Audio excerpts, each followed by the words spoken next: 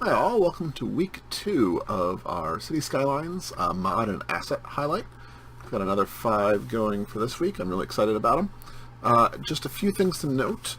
First off, there has been a patch since the last video, so a couple things. They've started to make sorting work. It's still only working, I think, for new buildings and assets when they get built in, but that is going. And then I want to point out the extended road upgrade, which was a mod that was out there that allowed for upgrading between one-way and two-way and some other directional stuff. Really great mod. I was going to highlight it. In the patch that came out with the option to allow the upgrading, it's not quite as good as the mod, but it's still pretty decent.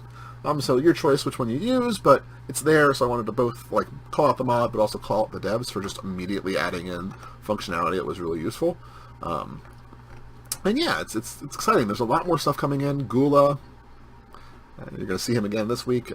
Gula's amazing. There's a couple other things. You're seeing soccer fields. You're seeing all sorts of really creative stuff going on. Crazy Pentagon interchanges, all sorts of fun stuff. So without further ado, we'll start with number 1.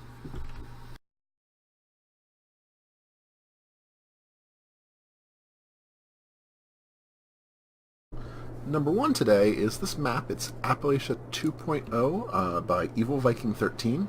I happen to live a couple hours from the Blue Ridge Mountains, which is where this is based off of, so I was excited to see it.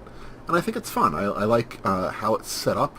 I think it has this really great sort of intersection of rivers here that I'm a big fan of. I like how the rivers sort of split it in multiple different ways, but it's not overwhelmed by the water. And then if you get a little bit closer in, I happen to absolutely adore, in my head, when I think of, the Appalachias, I think of people settling in river valleys and valleys in general, and I love the railroad just running right across along the edge here. And I can imagine a situation, if you look at the natural resources, there's a lot, especially up here, some farming, lots and lots of trees, a little bit of ore. I sort of feel like there should be more ore, but that's my only complaint about this map. But I can imagine a situation where you create like a farming industry here, not farming, forestry, maybe some ore and oil and timber here, and you set up these little mini towns, like a train station there, train station along here, train station right when it crosses over the river, and that's sort of your industrial towns. And then you set up living quarters sort of ensconced among the mountains, high up. I don't know if that makes any sense. I haven't tried yet. I haven't started building this map. It's my plan to do so sooner rather than later, but for now I'm really excited by this. I think it's a fun little design. I think it has a lot of opportunity for play and not being so difficult that it drives you nuts. And I actually am sort of really excited to see trains run along this river and see what happens. And I love the fact that it's all this different levels. I believe he used a height map of part of the Blue Ridge to make this, so it really does fit. So yeah, this is Appalachia 2.0 by Evil Viking 13.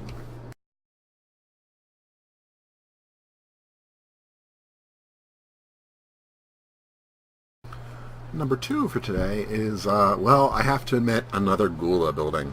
I absolutely love Gula's buildings. I think they're gorgeous. I think he does an amazing job. He is, of course, the former Maxis graphics designer. Gula has done a down and out burger, which is a wonderful play, of course, I think, on the in and out burger. I just love how this is set up. I love the sign. I love the fact that the sign is repeated so nicely. You've got multiple different benches. If you can sort of see how it's set up there. I think it's getting a little bit clipped because of the height right here. I apologize. But just sort of a gorgeous little setup. Satellite dish in the back for the TV. It's a gorgeous building. It adds in nicely. It gives you another burger joint that you don't have. I think it's Bob's Burgers or the burger joint that's always there. This gives you a new one. So it's a 3x3 growable building. It's level 1 commercial. It's just a nicely done one, and I'm going to not do a Gula building next week, I swear, but this one is great, and he's already released another commercial building. It's a commercial tower. I think it's a level 3 or level 4. It's also gorgeous.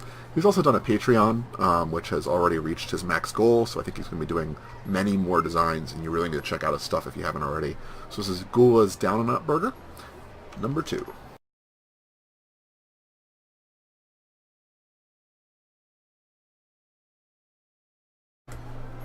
Number 3 today is this bowling alley by Cyan Monkey. I'm highlighting it more for the fact that I really felt like we were missing bowling alleys from the game, and I apologize, you're getting a little bit of weird height stuff here, but it still looks good.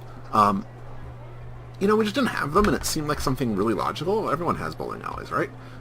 So this one here, really like how it looks. It's a nice, simple design, a couple nice details up top. Gives it a little bit of character. I love the little door. That's how it should look. I'm a little bit amused. I don't know what solar panel powered bowling alley there is, what city that has one of those things. And there's some extra trees here. I think he could have put parking in my mind, but he said he had extra space, so he put some trees down. And hey, why not? They are in concrete, but it's a fun building. It fills a niche that we really didn't have in the game. It's one that I'm really happy to see. I hope we actually get some, other bowling alleys, maybe ones that are show a little bit more of the bowling. Although this icon right here, this Andy's Bowling Alley, it looks pretty good. So anyway, this is a bowling alley by Cyan Monkey, number 3.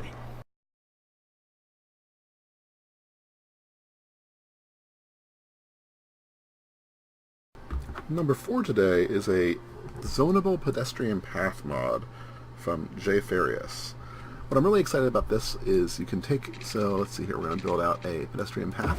You can see this is pedestrian road. They're paved roads, they're nicer to walk on than gravel. They offer access to pedestrians and can be used by public service vehicles.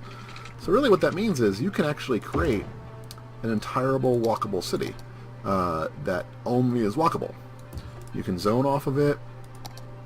You can build, no, I don't want to build. We can build a school off of it. You can do all sorts of things, and stuff will actually grow. So I think I did zone here. Yep, you'll see we can automatically start growing. And this is a pedestrian path. You can't actually drive a car on it, which is kind of awesome.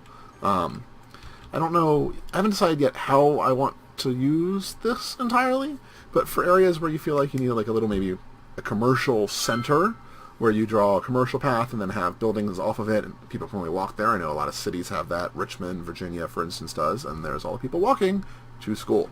So like a commercial center of the town that only you can walk through. Maybe it's a eco-friendly town area kind of thing. I think in a lot of ways this is really useful, and it gives you more options. It's not that I think I'm going to use it all the time, but I think it's a really cool thing, and it also means that you can create these paths and put parks on them.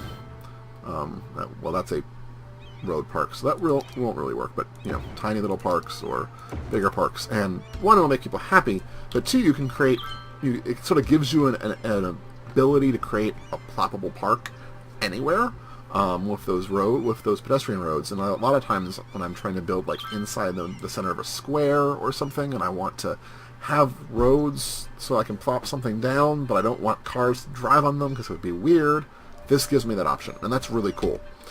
So I think it's a really great option. It doesn't create a stoplight here, which is even better. I am creating crazy amounts of traffic, I'm sure. And look, we've got cop truck cars going on the roads. They drive a little bit slow, but they're able to, and I think that's the key. Apparently they are just patrolling. So a lot of them are patrolling. It's the high school. Where else are they going to go? So yeah, floppable roads, J. Farius, really great mod for pedestrian roads that you can put on the ground and then plop off of.